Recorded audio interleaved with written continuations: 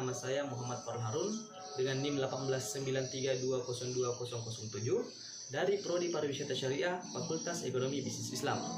Nah, di video kali ini saya akan mencoba menjelaskan tentang apa itu perekonomian dua sektor. Untuk lebih jelasnya, mari kita simak video berikut. Perekonomian dua sektor.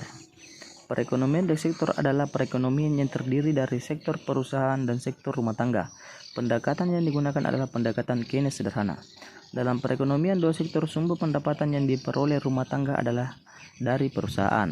Pendapatan ini meliputi gaji, upah, sewa, bunga, dan keuntungan dalam sama nilainya dengan pendapatan nasional. Dan oleh karena itu pemerintah tidak memungut pajak, maka pendapatan nasional adalah sama dengan pendapatan disposable. Pendapatan yang digunakan rumah tangga akan digunakan untuk dua tujuan, yaitu untuk pengeluaran konsumsi dan ditabung. Ciri-ciri aliran pendapatan dalam perekonomian dua sektor. 1. Sebagai balas jasa kepada pengguna faktor-faktor produksi yang dimiliki sektor rumah tangga oleh sektor perusahaan. Sektor rumah tangga akan memperoleh aliran pendapatan berupa gaji, upah, sewa, bunga, dan untung. Sebagian besar dari berbagai jenis pendapatan yang diterima oleh sektor rumah tangga akan digunakan untuk konsumsi, yaitu membeli barang-barang dan jasa-jasa yang dihasilkan oleh sektor perusahaan. Yang ketiga, sisa dari berbagai jenis pendapatan rumah tangga yang tidak digunakan untuk pengeluaran konsumsi akan ditabung dalam institusi-institusi keuangan. Yang keempat, pengusaha-pengusaha yang memerlukan modal untuk melakukan investasi akan meminjam tabungan yang dikumpulkan oleh institusi-institusi keuangan dari sektor rumah tangga. Hubungan antara konsumsi dan pendapatan. Ciri khas dari hubungan di antara pendapatan disposable, pengeluaran konsumsi, dan tabungan yaitu 1. Dapat pendapatan yang rendah rumah tangga menggorek tabungan. Yang kedua, kenaikan pendapatan menaikkan pengeluaran konsumsi. Yang ketiga, pada pendapatan yang tinggi rumah tangga menabung. Kecondongan mengkonsumsi dan menabung. 1. MPC, Marginal Propensity to Consume. Perbandingan di antara pertambahan konsumsi yang dilakukan dengan pertambahan pendapatan disposable yang diperoleh MPC sama dengan C. APC average. Yang kedua adalah APC average propensity to consume. Perbandingan di antara tingkat konsumsi dengan tingkatan pendapatan disposable ketika konsumsi tersebut dilakukan. APC sama dengan C. 3. Contoh menghitung MPC dan APC yaitu pendapatan disposable YD1, pengeluaran konsumsi C2, kecondongan mengkonsumsi marginal MPC 3, kecondongan mengkonsumsi rata-rata APC 4. Fungsi konsumsi dan tabungan. A. Konsumsi.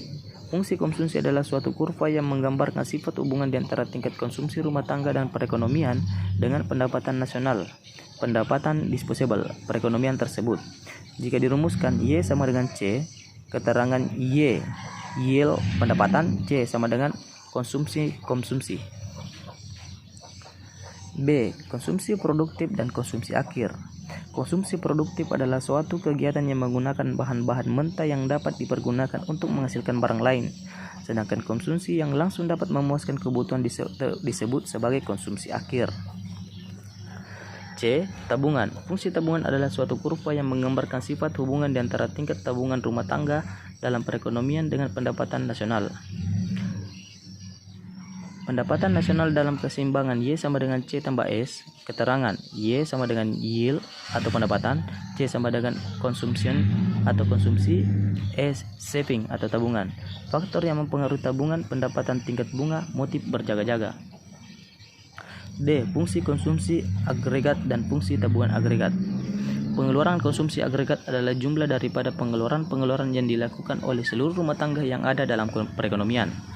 Bentuk fungsi konsumsi agregat bukan ditentukan oleh bentuk fungsi konsumsi suatu rumah tangga, tetapi oleh fungsi konsumsi dari sebagian besar rumah tangga dalam perekonomian. Apabila banyak di antara mereka berkecondongan untuk menabung bagian yang cukup besar daripada pertambahan pendapatan mereka, maka fungsi konsumsi agregat tidak terlalu condong. E. Hubungan di antara konsumsi dan pendapatan. Hubungan antara pendapatan disposable, pengeluaran rumah tangga, dan tabungan sangat erat. Ciri-ciri dari hubungan tersebut: yang pertama, dapat pada pendapatan yang rendah, rumah tangga akan menutupnya dari tabungan atau mengambil dari tabungan. 2. Kenaikan pendapatan akan menaikkan pengeluaran konsumsi. Yang ketiga, pada pendapatan yang tinggi, rumah tangga menabung. Dengan demikian, di antara pendapatan disposable, pengeluaran konsumsi, dan tabungan terdapat hubungan berikut. YD sama dengan C tambah S. Investasi. Investasi adalah bagian dari tabungan yang digunakan untuk kegiatan ekonomi, menghasilkan barang dan jasa produksi yang bertujuan mendapatkan keuntungan. Jika tabungan besar, maka akan digunakan untuk kegiatan menghasilkan kembali barang dan jasa produksi. Tabungan akan digunakan untuk investasi. Penentuan tingkat investasi. A. Tingkat keuntungan yang diramalkan akan diperoleh.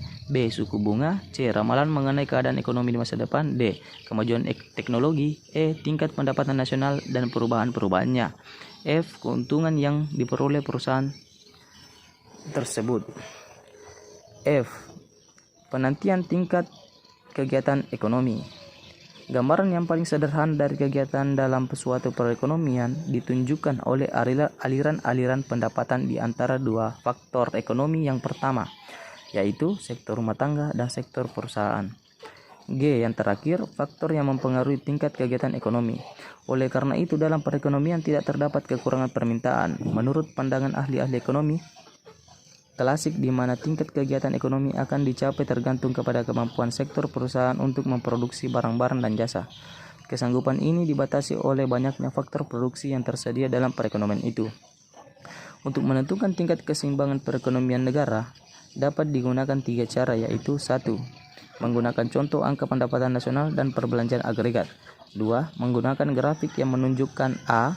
Kesamaan perbelanjaan agregat dengan penawaran agregat. B. Kesamaan di antara investasi dan tabungan. Yang ketiga, menggunakan cara pembuktian secara aljabar.